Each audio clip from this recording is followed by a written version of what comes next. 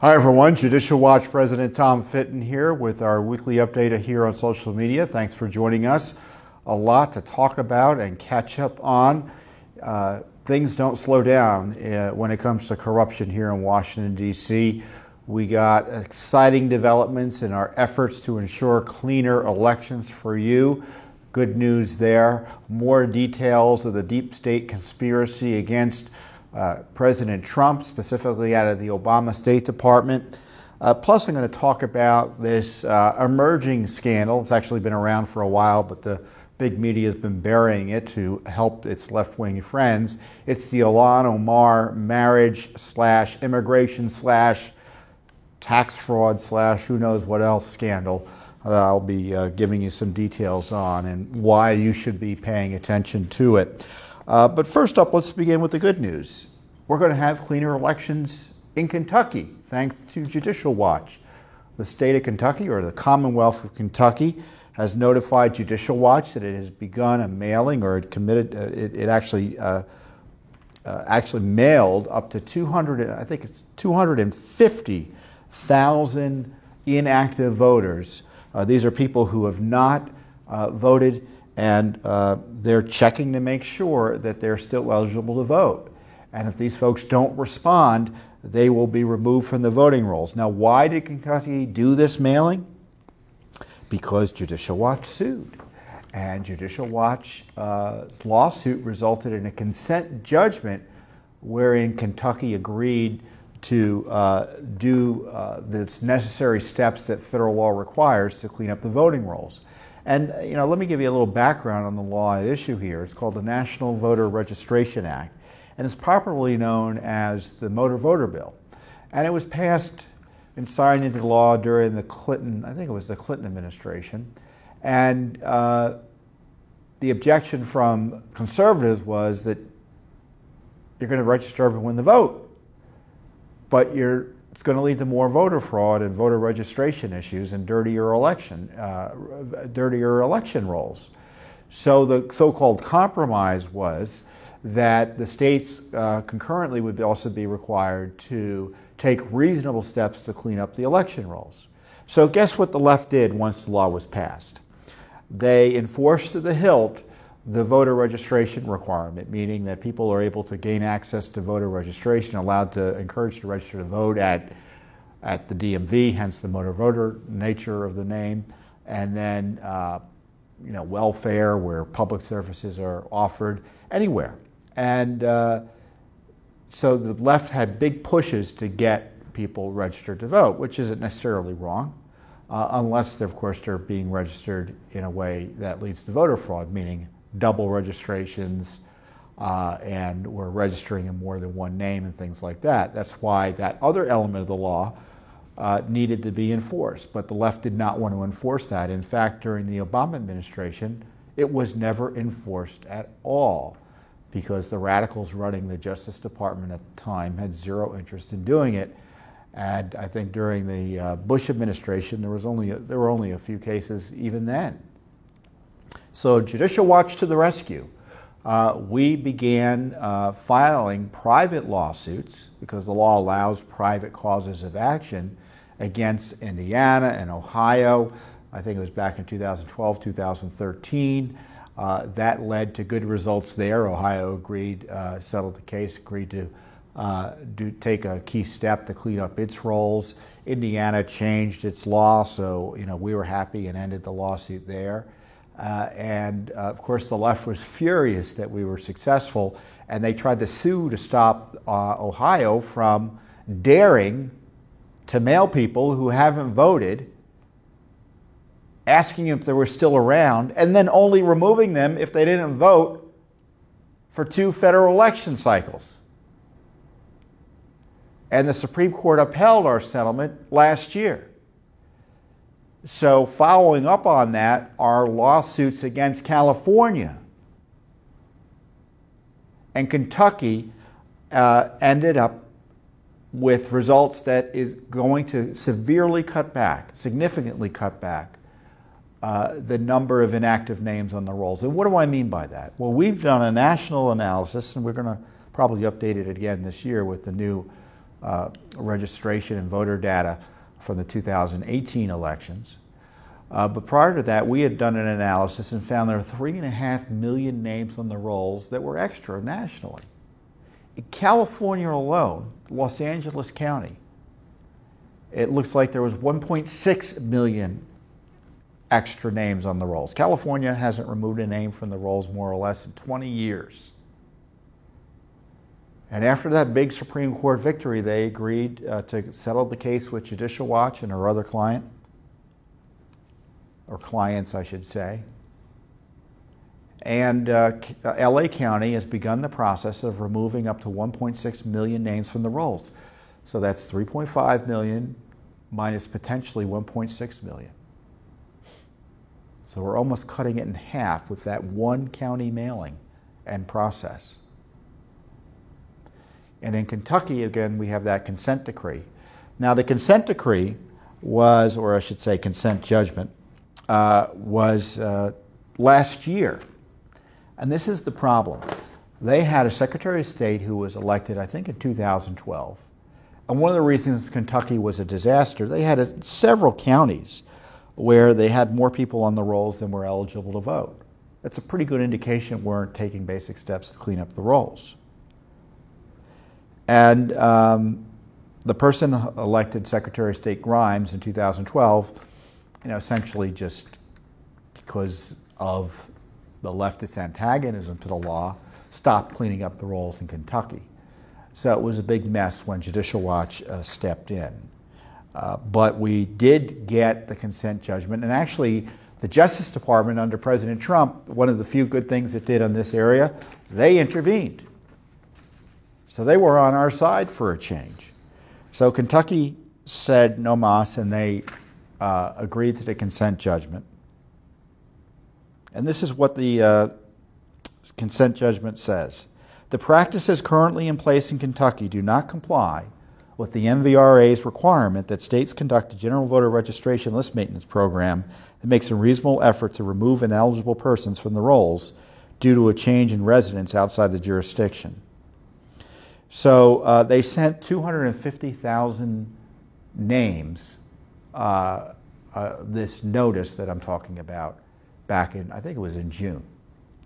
That's 7% of Kentucky's voters' rolls. And by the way, that's about half of what they ultimately probably need to do. So there's probably going to be another 250,000 or so they mail. So we had 1.6 million plus 250,000, that's 1.85 million. Now, not all of those names will be removed, and it will take time to remove all those names, 2 election cycles potentially. Certain names will be removed immediately if they're doing their jobs. But the process has begun. So it's 3.5 million minus 1.85 million. We've cut the problem almost in half. And it was Judicial Watch that did it, not Congress, not the Justice Department. Well, the Justice Department helped a little bit in Kentucky. California, they were nowhere to be found. So this is a major development. So why is it important that the election rolls be clean? Because dirty election rolls can mean dirty elections. Because when you have names on the rolls who have not voted, or moved away, become inactive, or the people are dead, that's a pool of voters that those who want to vote illegally can dip into. So that's why you need clean election rolls. So this is a big victory for election integrity, these efforts that Judicial Watch is undertaking. And there was a story in the Real Clear Investigations by Mark Hemingway the other day, and he said, and this is the title of the story, Who will clean up America's voter rolls?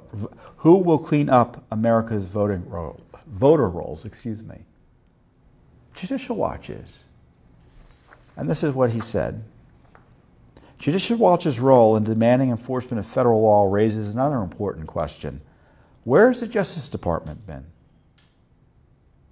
With a small number of lawsuits, Judicial Watch has arguably done more to enforce federal voter integrity provisions in the last couple of years than the DOJ has in the last couple of decades. And I want to go a little bit into this because the Obama administration's approach here was so corrupt that it deserves exploration, and we need to educate you and others about what was going on. The Civil Rights Division of the Justice Department, as I say, was run by hardcore leftists under Eric Holder and later Loretta Lynch during the 8 years of the Obama administration. They infamously, you may recall, suppressed that Black Panther case over the voter intimidation outside that Philly polling place in 2008. Yeah, that's when Obama was elected, wasn't it? It was 2008, yeah. And then it was just, they didn't think the civil rights laws can be applied to anyone other than minorities. So they had this race-based approach to civil rights enforcement. And in Section 8, it was pretty clear they had zero interest in doing it. 13 witnesses told the Office of the Inspector General of the Justice Department, this is a quote, as Mark's story highlights, that Julia Fernandez, who was a Obama appointee, at a July 2009 meeting, said that Section 8 cases should not be brought. These are the cleaning up the voting rolls cases. Fernandez stated that she did not care about or was not interested in pursuing Section 8 cases or similar formulations. For instance, Chris Herron, who was there, told the OIG that Fernandez made a controversial and very provocative statement at this brown bag lunch. I guess there was a brown bag lunch of a bunch of employees of the Civil Rights Division, voting Section 2. In particular, Herron stated that Fernandez stated something to the effect of, Section 8 does nothing to help voters. We have no interest in that. 10 attorneys who attended the meeting told the OIG that they interpreted Fernandez's comments to be a clear directive that division leadership would not approve Section 8 list maintenance cases in the future. And sure enough, none were brought. So that was an obvious conclusion borne out by the facts that the Justice Department under Barack Obama refused to enforce federal law that requires the federal government to make sure that the states are taking reasonable steps to clean up the rolls. Now, it doesn't mean that the rolls are going to be perfect. It says reasonable steps. That means asking if people are still there, and if they don't respond and don't vote over 2 election cycles, removing their names from the rolls. It doesn't prevent anyone from voting. Frankly, if you show up and vote, even if you hadn't voted previously, you'll likely be able to vote. So this is a big issue, and it's part of this issue, and this is part of a bigger problem. The left has zero interest in voter integrity. They are out to undermine election integrity because I'm convinced they want to be able to steal elections when necessary. They don't want the rolls cleaned up. They opposed us in Los Angeles County. They opposed us in Ohio. When they had control of the Justice Department, they refused to enforce the law, and Judicial Watch had to step in and enforce the law. They opposed voter ID. It's unlikely you live in a state where there's a significant voter ID law. I think there are only 10 or 11 states where the voter ID law is serious enough to actually require voter ID. A lot of states have voter ID laws that really aren't voter ID laws, meaning they don't stop you from voting if you don't have voter ID. But certainly many of the bigger states, like California, they don't have a voter ID law. Millions of voters can show up, no voter ID. The District of Columbia, I vote here in the District of Columbia. I go to vote, you know what I do? I give them my name, and they have me sign. That's their voter ID law here in the District of Columbia, our nation's capital. So if I know someone's name, I know their address, I can go and vote in their name. It would be illegal, but there's little effort to make sure that doesn't happen. So they oppose voter ID, and they also oppose, which is what kind of voter ID is really yesterday. Most Americans support voter ID. The real cutting edge issue is citizenship registration. And I talked about this in a speech I gave out in Denver, Colorado last week. And if you haven't watched the speech, you should, to the Western Conservative Summit. And I went through all these issues: voter registration, cleaning up the rolls, voter ID, citizenship verification. Right now, you go to register to vote. Typically, I think almost in every state but one, they require no citizenship verification. I mean, you're supposed to attest that you're a citizen, but they don't check to make sure that's the case. And once you're registered to vote, if you're an alien who has signed that unlawfully, many aliens have the voter ID, for instance, necessary to vote. So voter ID isn't going to stop an alien from voting. And we know the numbers are there, that aliens vote in significant numbers. Frankly, I think one illegal vote by an alien or an American is too many. But we have virtually nothing in place to significantly curtail the potential abuse of aliens voting in our elections.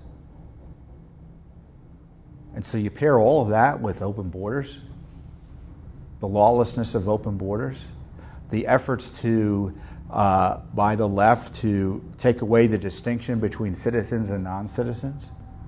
They want to offer them medical care, tuition, all the sorts of rights and benefits you get as an American citizen, much of which are related to the welfare state. Others are related to voting. You're hearing more and more leftists talk about aliens voting in our elections. Of course, that will be harder with voter ID and citizenship verification in place, because it will alert Americans to the distinction we have as citizens, that only citizens should have a say in the direction of our country, not someone with an allegiance to another country. I mean, we have a lot of law-abiding aliens here in the United States as it is. They're green card holders, but they're not citizens. They're citizens of other nations.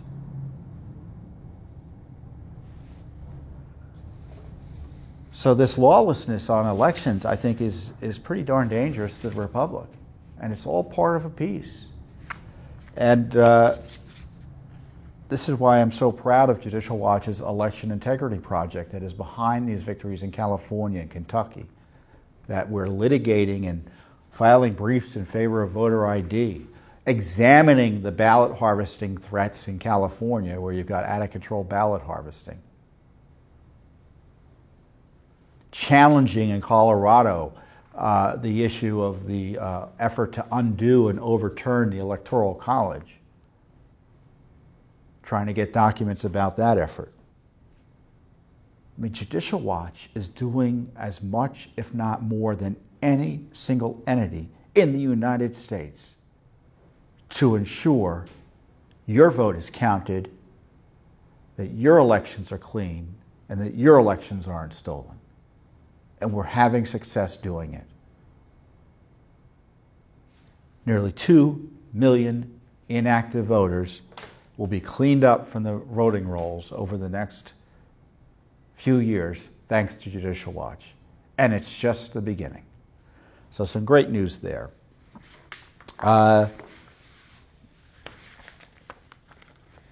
And of course, Judicial Watch is known, we're obviously doing direct lawsuits here against government entities to get them to do the right thing and to stop them from violating the law. Another law the government always violates is the Freedom of Information Act.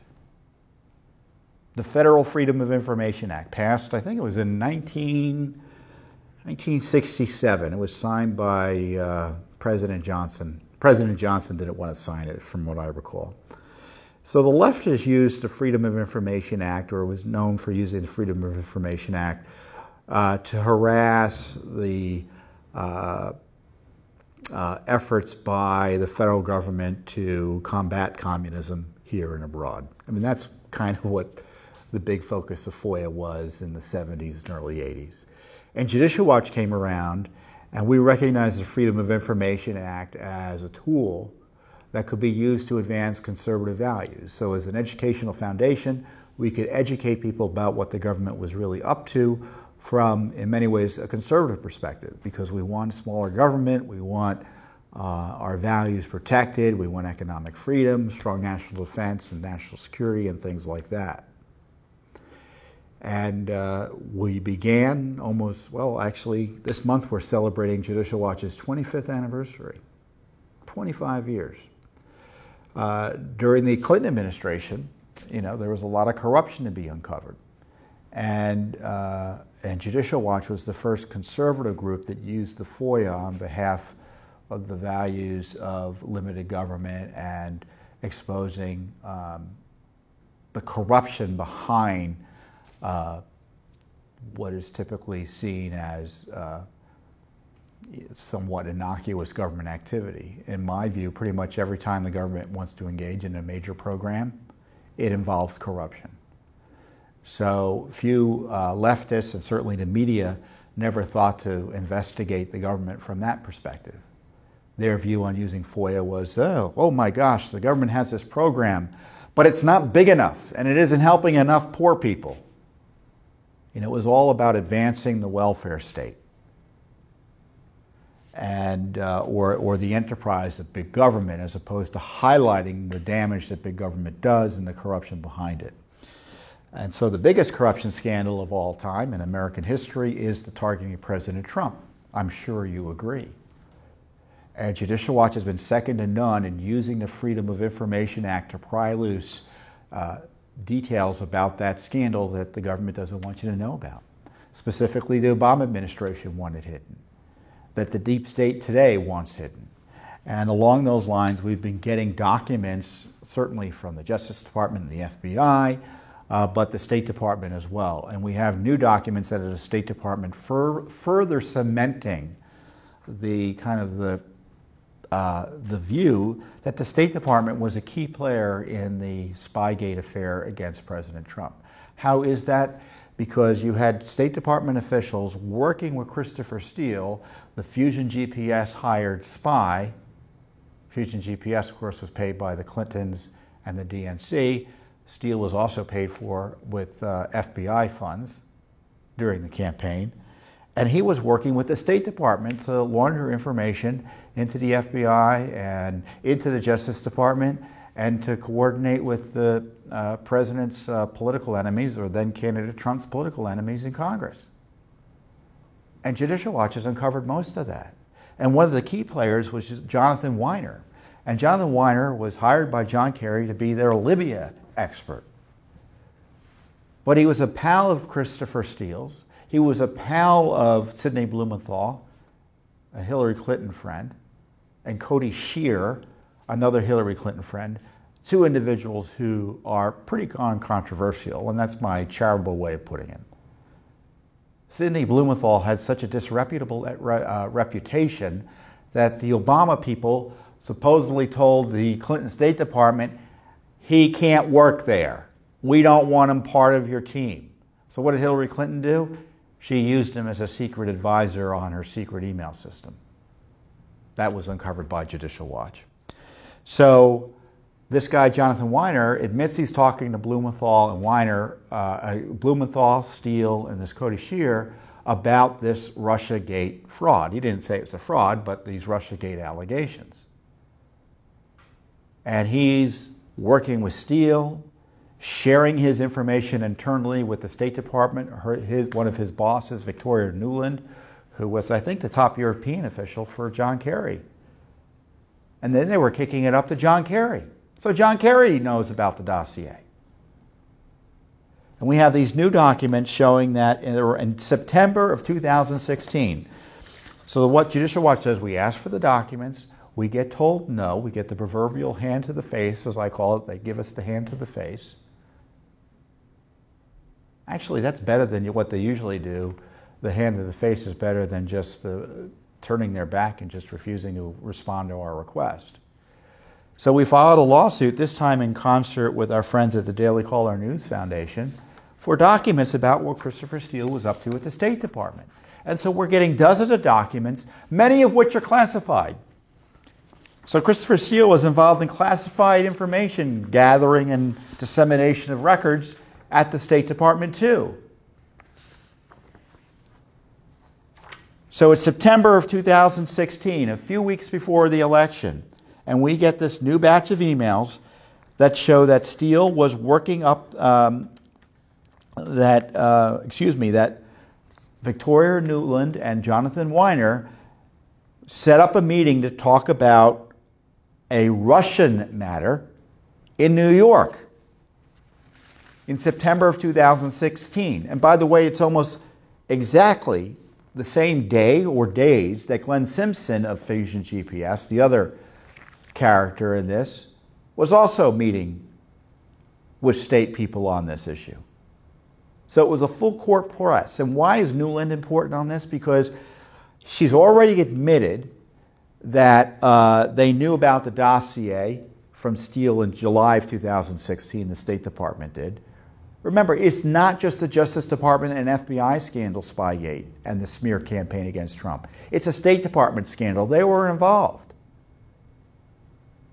When the FBI, the Strzok crew and the Comey and McCabe crew wanted to meet with Steele in the UK, they can't do that operation without consulting their colleagues in the State Department. Victoria Nuland approved that meeting where they went to collaborate with the Clinton campaign in Europe. The FBI did. And she's still talking about Russia in September of 2016, 3 or 4 months later. And we've already gotten documents showing that Nuland was doing it even after President Trump was elected in November, trying to get the dirt out, working with Steny Hoyer's top people. Who's Steny Hoyer? The number 2 in the Democratic majority right now in the House.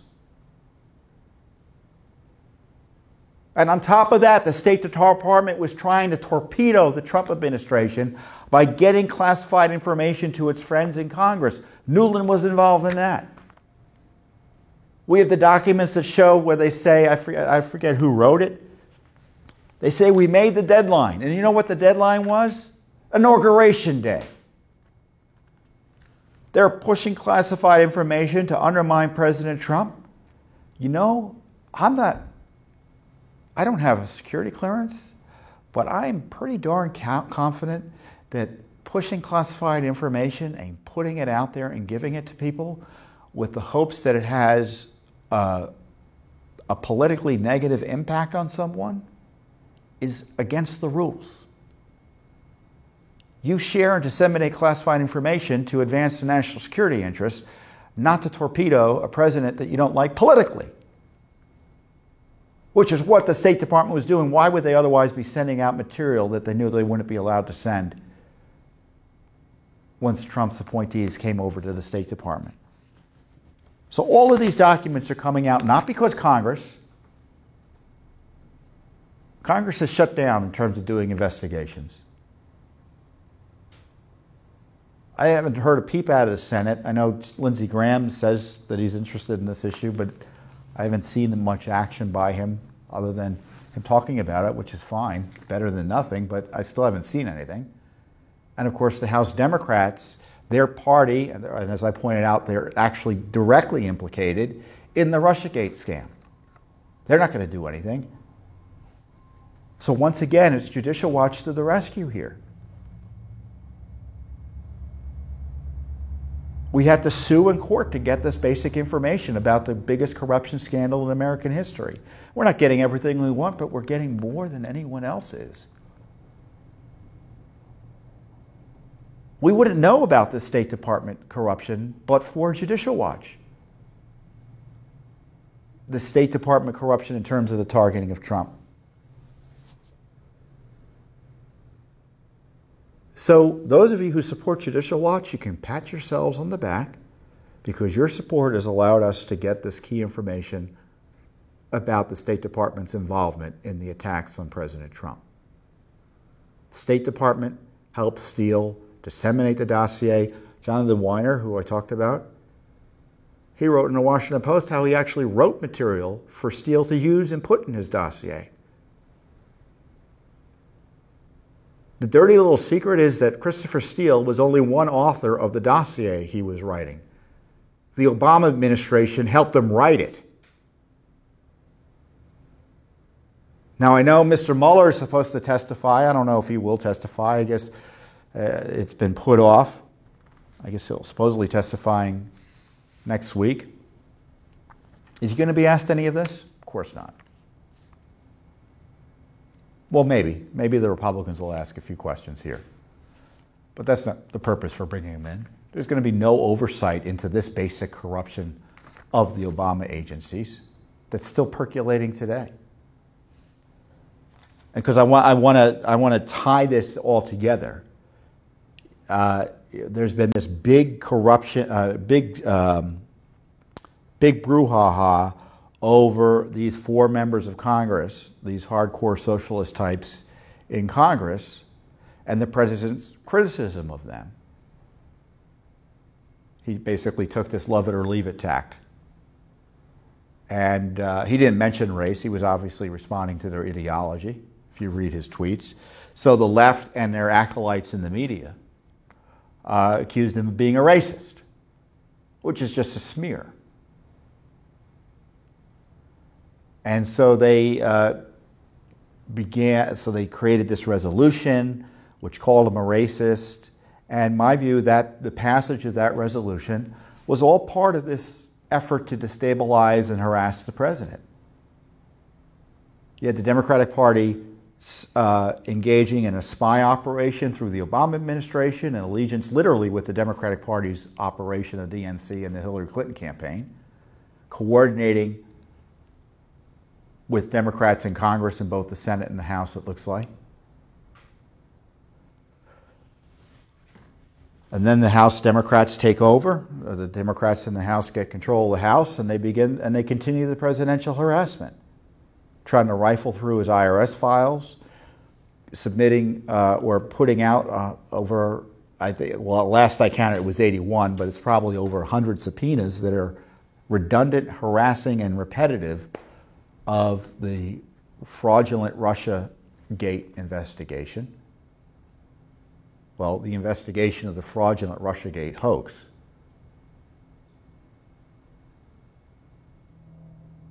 And you've got this reckless impeachment talk, and surprise, surprise, they're going to pretend the president's a racist and attack him that way. And you know what? I want you to go back and I want you to read that resolution that was passed, because I think it's pretty interesting. Because it spends a lot of time justifying massive immigration and asylum abuses and open borders. And I think in it's only in passing almost that they supposedly condemned the president for racism. That resolution was more about pushing the open borders agenda than the racist smear job on President Trump in some ways. Isn't that interesting? So one of the folks involved in this political fight, and it's a political fight. Look, the president made a political statement.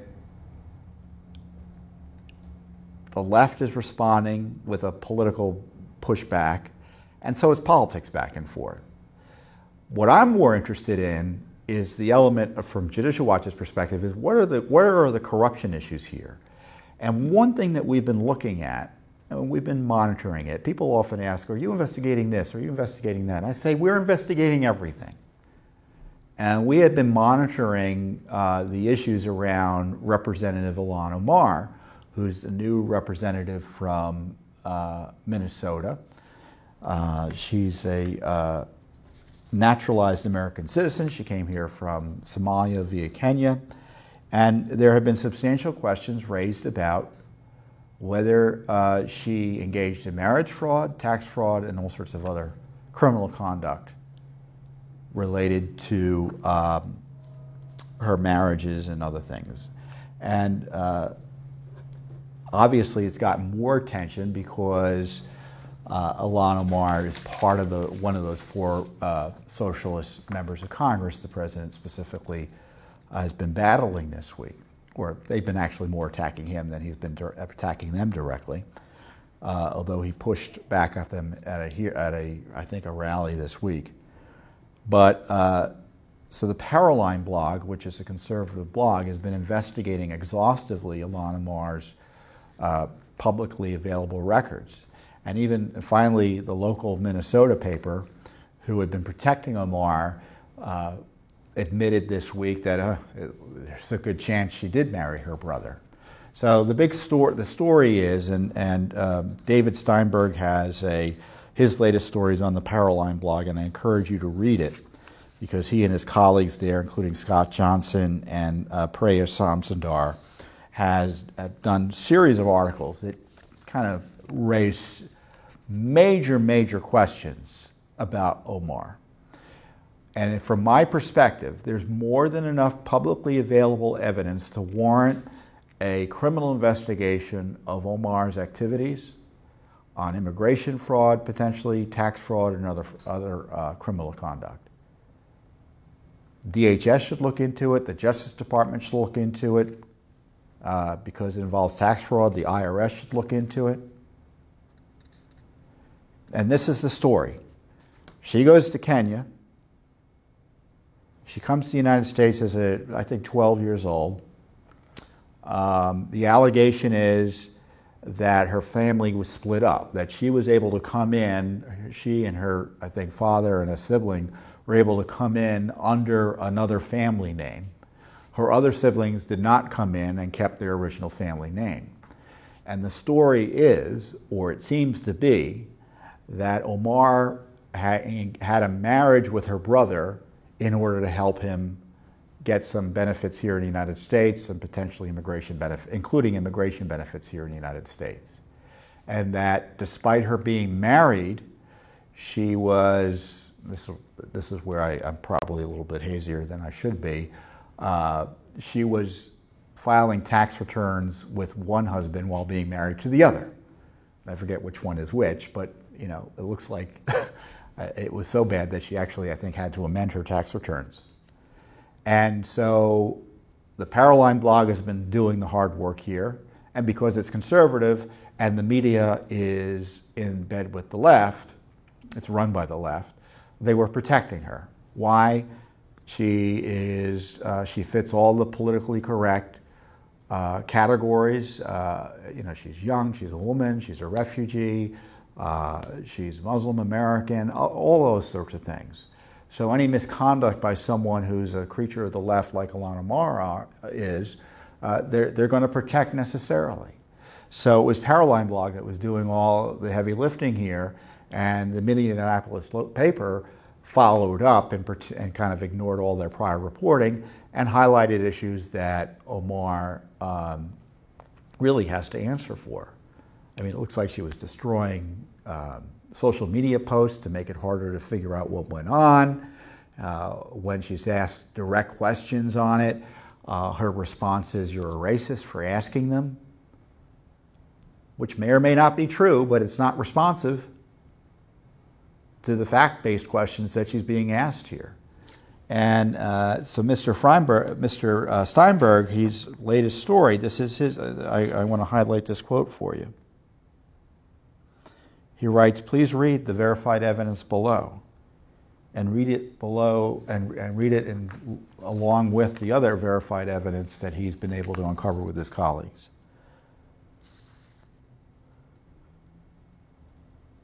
The information appears to give probable cause to investigate Omar for 8 instances of perjury, immigration fraud, marriage fraud, up to 8 years of state and federal tax fraud, 2 years of federal student loan fraud, and even bigamy.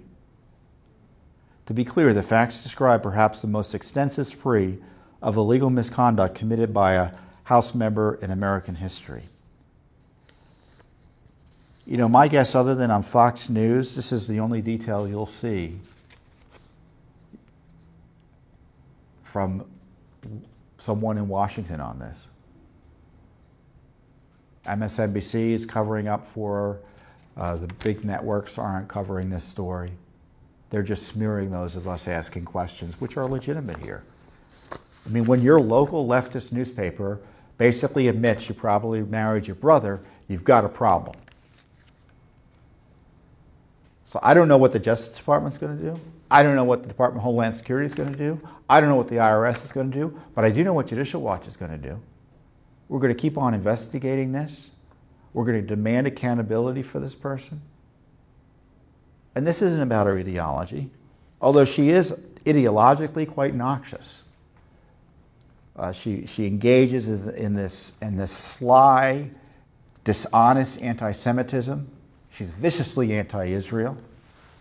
She supports the Council on Arab-Islamic Relations, which is a supposedly U.S. organization that the U.S. government has believed to be a front for the terror group Hamas. There's no real debate about that. And Amar doesn't care about that. So she raises money for this front group for the terror organization Hamas. So that's problematic enough. But this is just basic criminality if these allegations turn out to be true. Scott Johnson, who helped report, he's the guy I most associate with the Paroline blog. He was on Fox This Week. And Mr. Johnson said there's a 98% chance that she engaged in marriage fraud, and there's a 90% chance that the fraud was 90% chance the fraud was with her brother. So we're going to be investigating this. We may be taking some action over the next few days on this that I'll tell you about next week. I don't know exactly what we're going to do, but we're going to take additional steps to make sure that these questions are answered. And the media is just terrible on these issues. They can't be trusted. And I don't even like to call them the media anymore. I've taken to calling the New York Times and the Washington Post and these left-wing news organizations on the internet as liberal advocacy groups, left-wing advocacy groups. And they sometimes engage in journalism, but the journalism is a tool these liberal advocacy groups use to advance their agenda. They're not independent journalists in any fair sense of the word. They're advocates for a particular agenda, both ideological and partisan often. So on issues like this, you can't trust the media. So you can trust Judicial Watch, though. And so with your support, we're going to continue to investigate these issues. So election fraud, the media doesn't want to touch, but Judicial Watch will. The deep state conspiracy against President Trump, the media doesn't want to touch, but Judicial Watch will. And of course, the Ilhan Omar controversies, they're trying to protect her, but Judicial Watch isn't afraid to ask these questions. And we're able only to do this thanks to your support. And I want to thank you personally for your support that allows us to do this great work, that allows us to be in federal court.